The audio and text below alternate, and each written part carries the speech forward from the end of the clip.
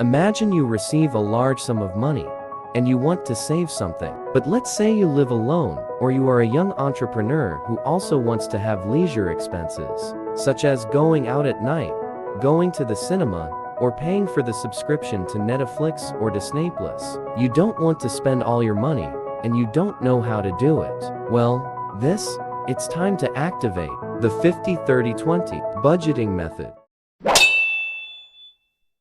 What does this method consist of? Before going to explain what it consists of, a brief smattering on budgeting. Strategically planning costs is the main objective of budgeting activity, which consists in defining as precisely as possible the budget, expenses, and investments related to a specific business sector and period of time in order to balance the accounts.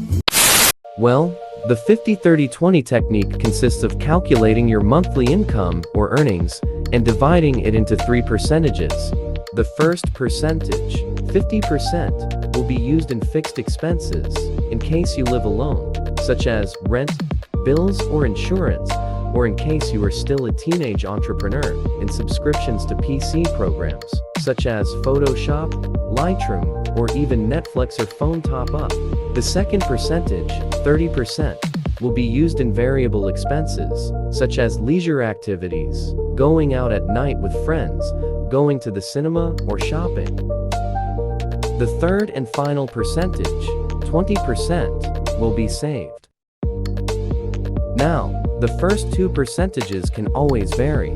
If you have many fixed expenses to pay, you can calculate a 60% of fixed expenses and a 20% of variable expenses, but never lower the share of 20% in saving. Of course, if it is raised instead of lowered, you will have a greater gain, but you will be at the expense of the other 2 percentages, which is not very convenient. Of course, this depends from person to person. Take, for example, a teenager who wants to save something. Through his commitment, he earned $60 in the last month. Obviously, you will not have to pay rent or bills or insurance, so your percentage of fixed expenses may decrease, the percentage of variable expenses remain unscathed, and the percentage of earnings increase.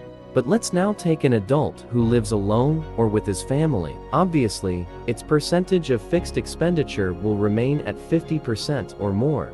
The percentage of variable expenditure may remain the same or decrease, and the percentage of savings will not decrease. Therefore, when you have money aside, try to apply this rule so that you have a part of the money for fixed expenses, one for those variables, and another to set aside. Having said that, I wish you a good day. Stay hard.